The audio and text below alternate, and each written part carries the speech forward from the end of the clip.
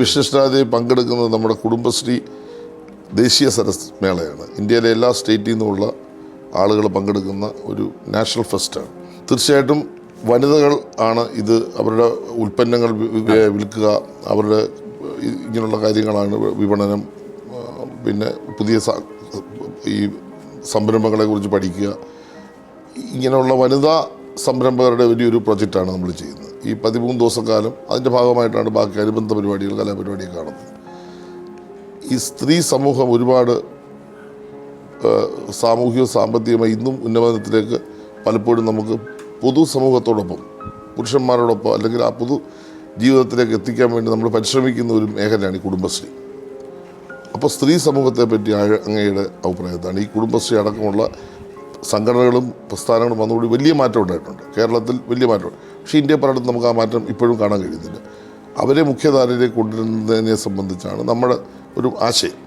എന്താണ് അവരോട് കൊടുക്കാനുള്ള സന്ദേശം? പ്രത്യേകിച്ച് അവരെ ഒരു തോട്ടല്ലേ അത് ഇപ്പോൾ ഏതാണ്ട് 29-39 സംസ്ഥാനങ്ങളിൽ നിന്ന് ആൾക്കാർ 28 അവിടുന്ന് അത്രയും പേരെ കൊണ്ടുവരാൻ നമുക്ക് കേരളത്തിന് കഴിഞ്ഞു എന്നുള്ളതാണ്.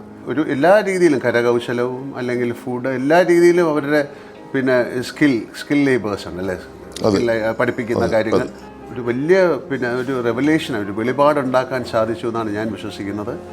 ഇപ്പോൾ ഈ തീർച്ചയായും ഇങ്ങനത്തെ ഒരു കോൺഗ്രസ്, ഇങ്ങനത്തെ ഇത്രയും ആൾക്കാരെ ഉൾക്കൊള്ളിച്ചുകൊണ്ട് ഈ ഇത്രയും ദിവസം 13 ദിവസം നടത്തുന്ന ഒരു പ്രോഗ്രാം തന്നെ അതിൻ്റെ ഏറ്റവും വലിയൊരു മാതൃകയാകുകയും മറ്റു പല സ്റ്റേറ്റുകൾക്കും ഇത്തരം കാര്യങ്ങൾ ചെയ്ത് ഇതൊരു വലിയ വിജയമാക്കി മാറ്റാൻ സാധിക്കും എന്നുള്ളതാണ്.